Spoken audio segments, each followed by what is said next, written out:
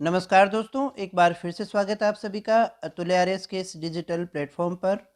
राजस्थान जिला दर्शन की कड़ी में आज हम पढ़ने वाले हैं जयपुर संभाग के एक और जिले के विषय में, जिसका नाम है कोटपुतली बहरोड। तो दोस्तों, कोटपुतली बहरोड जिले की अगर हम बात करें, सबसे पहले हम ये देखें कि इसकी स्थापना कब हुई। तो जैसा कि हम जानते हैं, 19 जिलों की स्थापना या पुनर्गठन जो है वो 7 अगस्त 2023 को ही हुआ।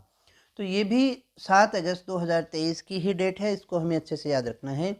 दूसरा क्वेश्चन हमारा ये बनता है कि कोटपुतली बहरोड जो है वो किन किन जिलों से बना है। तो आपको ये याद होगा, पहले कोटपुतली जो था वो जयपुर जिले में था और बहरोड जो है वो अलवर में था। तो जयपुर और अलवर दोनों जिलों के पुनर्गठन से कोटपुतली बहरोड जिले का निर्माण हुआ। तो अलवर और जयपुर जिले के पुनर्गठन से इस तरह के क्वेश्चन पूछे जाते रहे हैं और फिर भी आपसे पूछे जा सकते हैं। अगर हम बात करें इसके प्रशासनिक दृष्टिकोण की, तो यहाँ पर देखिएगा 7 उपखंड हैं और 8 तहसीलें हैं। इसमें काफ़ी तहसीलें हैं, थोड़ा बड़ा ही है। पिछला हमने जैसा दूदू देखा था उससे तो काफ़ी बड़ा है। तो 7 उपखंड और 8 तहसीलें। 8 तहसीलों की बात करें तो मांडन है, नीमराना है, बहरोड है, बानसूर है, कोटपुतली है, पावटा है, नारायणपुरा है और विराटनगर है। ये 8 तहसीलें हैं इसमें। अगर हम बात करें कि इसकी सीमाएं किस किस के साथ में लगती हैं, तो 4 जिलों से इसकी सीमाएं लगती हैं। कौन कौन से हुए? एक नीमका थाना, जयपुर ग्रामीण, अलवर और खेरथल। देखिएगा, नीमका थाना से इसकी सीमा लगती है, अलवर से लगती है, जयपुर ग्रामीण से और खेरथल से। इसके अलावा एक राज्य हरियाणा की भी सीमा इसके साथ में लगती है। तो इस प्रकार से हम कह सकते हैं कि कोटपुतली बहरोड ऐसा जिला है जो अंतर्राज्यीय सीमा भी बनाता है, अंतर राज्यीय सीमा भी बनाता है।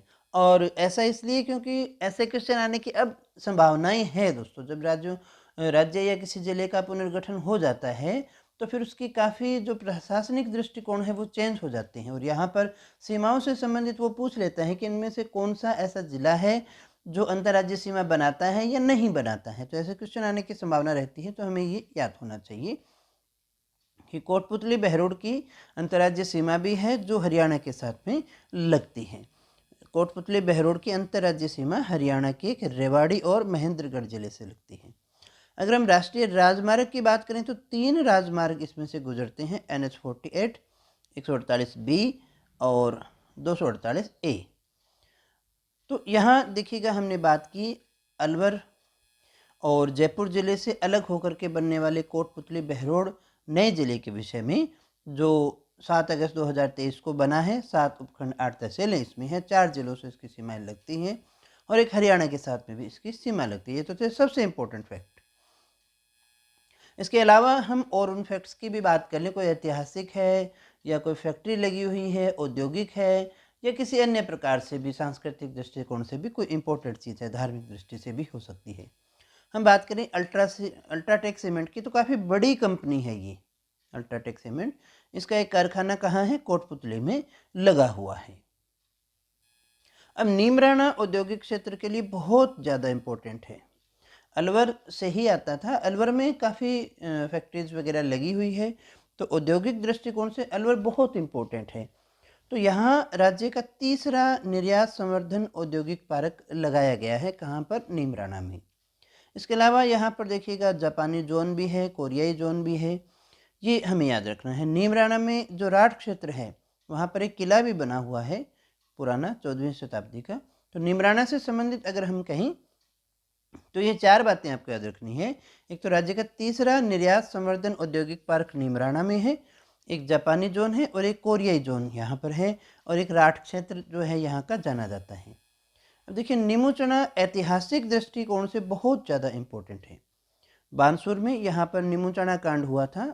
ये किसान आंदोलन के समय जब हम वो पढ़ेंगे तब हम उसको देखेंगे, लेकिन आपको ये याद रखना चाहिए नीमू चना कहाँ है, बानसूर में है और कौन से ज़िले में रह गया, तो कोटपुतली बहरोड जिले में रह गया। 14 मई 1925 को यहाँ हुआ था ये कांड, जिसे महात्मा गांधी ने जलियांवाला बाग कांड के नाम से जो है संज्ञा दी थी।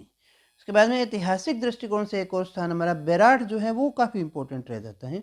बैराठ यानी कि विराटनगर पुराना नाम है, और विराटनगर किस लिए जाना जाता है, तो विराटनगर जो प्राचीन काल में जनपद हुआ करते थे, उन्हीं में से 16 जनपद में से एक जनपद था हमारा मत्स्य जनपद, और उस मत्स्य जनपद की राजधानी हुआ करती थी विराटनगर। इसके अलावा इसका संबंध जो है वो महाभारत से भी रहा है और मौर्यकालीन सभ्यता से भी रहा हुआ है दोस्तों। तो यहाँ हमें मौर्यकालीन सभ्यता के अवशेष मिलते हैं बाबरू और बैराट के अंदर। बाणगंगा नदी जो है उसका उद्गम भी यहीं से होता है। तो बैराट काफ़ी ज़्यादा इंपॉर्टेंट रह गया मत्स्य जनपद की राजधानी के रूप में। मौर्यकालीन सभ्यता के अवशेष यहाँ मिले और बाणगंगा नदी का उद्गम होता है।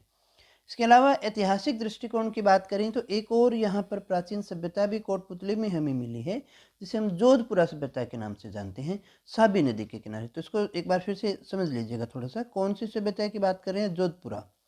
जोधपुर नहीं है और ये जोधपुर में नहीं है, ये कहाँ है, कौन से स्थान पर रह गई, हमारी कोटपुतली में रह गई। और कौन सी नदी के किनारे, साबी नदी के किनारे, ये याद रखिएगा। सबसे बड़ा दूध का पैकिंग स्टेशन भी कहाँ है, कोटपुतली। और कोटपुतली कहाँ है, कोटपुतली बहरोड जिले में। यहाँ पहाड़ियाँ हैं, पहाड़ियों यानी फिजिकल कंपोनेंट की बात करें, टोपोग्राफी की बात करें तो यहाँ पर दो है, बैराट की पहाड़ियाँ हैं और बिजक की पहाड़ियाँ। आपसे पूछा जाए बैराट की पहाड़ियाँ कौन से ज़िले में है, तो कोटपुतली बहरोड जिले में है। और बिजक की पहाड़ियाँ कहाँ हैं, कोटपुतली बहरोड जिले में है। ये पुरानी सभ्यताओं के लिए भी जाना जाता है। धार्मिक दृष्टिकोण से देखें तो यहाँ पर एक मंदिर आ गया, कौन सी माता का, जिलानी माता का मंदिर, याद रखिएगा, काफ़ी इंपॉर्टेंट रह गया ये भी। जिलानी माता का मंदिर कहाँ है, बहरोड में है। इसके अलावा हम बात करें कोई पत्थर वगैरह, कोई स्टोन, कोई खनिज निकलता है तो सलेटी पत्थर यहाँ से निकलता है। कहाँ, नीमराणा में और जखराना में, दोनों ही स्थानों पर सलेटी पत्थर यहाँ निकलता है। इसके अलावा कुछ और देखें तो CISF का ट्रेनिंग सेंटर भी है बहरोड में, ताल वृक्ष है नारायणपुरा में, और एक तसिंग दुर्ग है, ये इंपॉर्टेंट हमारा रह जाता है। कुछ नई चीज़ें जब इतना छोटे लेवल पे डिवाइडेशन हो जाता है तो वहाँ कोई ना कोई चीज़ आपसे पूछी जा सकती है। तो दोस्तों ज़्यादा कुछ इसमें था नहीं, कोटपुतली बहरोड ज़िले में इतनी ही इंपॉर्टेंट चीज़ें थी। और परीक्षा की दृष्टि से तो वैसे हमने देख लिया है सारा कुछ, एक बार फिर से मैं आपको दोहरा देता हूँ। 7 अगस्त 2023 को अलवर और जयपुर जिले के पुनर्गठन से एक नए जिले का निर्माण होता है, जिसका नाम होता है कोटपुतली बहरोड। इस कोटपुतली बहरोड जिले के अंदर 8 तहसीलें हैं और 7 उपखंड हैं।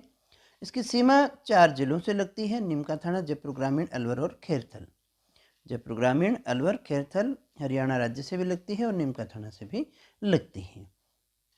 8 तहसीलें याद रखें, मांडन, नीमराणा, बहरोड, बानसूर, नारायणपुरा, विराटनगर, पावटा, कोटपुतली और बहरोड।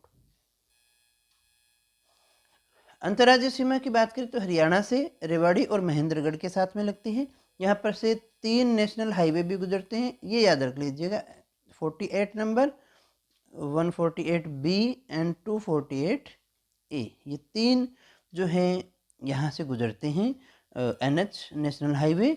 अल्ट्राटेक सीमेंट, क्योंकि ये इसलिए कांस्टेबल वगैरह के पेपर हो रहा है तो वहाँ पर ऐसे क्वेश्चन आते हैं। अल्ट्राटेक सीमेंट बहुत बड़ी कंपनी है, कोटपुतली में लगी हुई है। नीमराणा औद्योगिक क्षेत्र के लिए जाना जाता है, निर्यात संवर्धन पार्क है, जापानी जोन, कोरियाई जोन, राठ क्षेत्र में पहाड़ी किला है इसलिए जाना जाता है। नीमूचाना कांड हुआ था वो स्थान भी कहाँ है, बानसूर, कोटपुतली बहरोड जिले में ही है, जिसे जलियांवाला बाग कांड के नाम से महात्मा गांधी ने संज्ञा दी थी। बैराठ, विराटनगर ऐतिहासिक दृष्टिकोण से एक तो जनपदों के अंदर मत्स्य जनपद की राजधानी हुआ करती थी, मौर्यकालीन सभ्यता के अवशेष यहाँ से मिले हैं, बाणगंगा नदी का उद्गम भी यहाँ से होता है। जोधपुरा सभ्यता कोटपुतली में साबी नदी के किनारे है, ये कई बार पूछ लेता है। सबसे बड़ा दूध पैकिंग का स्टेशन भी कोटपुतली में है, जहाँ 2 पहाड़ियाँ हैं इस जिले में, मुख्यतः फेमस बैराठ और अलवर, और ये हैं तो अरावली की ही पहाड़ियाँ, ये भी आपको याद रखना है। इसके अलावा जिलानी माता मंदिरों के नाम पर एक ही मंदिर हमने यहाँ देखा है, जिलानी माता का मंदिर, सलेटी पत्थर नीमराणा और जखराना में मिलता है। CISF का ट्रेनिंग सेंटर भी बहरोड में है, ताल वृक्ष नारायणपुरा, और एक तसिंग दुर्ग, ये नया है तो थोड़ा कई बार नई परीक्षा में आ सकता है। तो दोस्तों ये था हमारा कोटपुतली बहरोड जिला, पूरे अच्छे से हमने सभी इंपॉर्टेंट हम फैक्ट जो थे वो डिस्कस कर लिए हैं। मुझे उम्मीद है आपने काफ़ी कुछ सीखा होगा, सच में सीखा है। क्लास कैसी लग रही है तो उसके बारे में आप मुझे कमेंट करके ज़रूर बताइएगा, ताकि आगे मुझे हेल्प मिले, और आपके कमेंट्स ही मेरे लिए एनर्जी बूस्टर का काम करते हैं। तो आज के लिए इतना ही, कल फिर मिलते हैं एक नए ज़िले के साथ, उस ज़िले की नई जानकारियों के साथ। तब तक यूँ ही बने रहें हमारे साथ, और दोस्तों वीडियो शेयर ज़रूर कीजिएगा, लाइक ज़रूर कीजिएगा। तो मिलते हैं कल फिर एक नए ज़िले के साथ, तब तक यूँ ही बने रहें हमारे साथ। Thank you very much.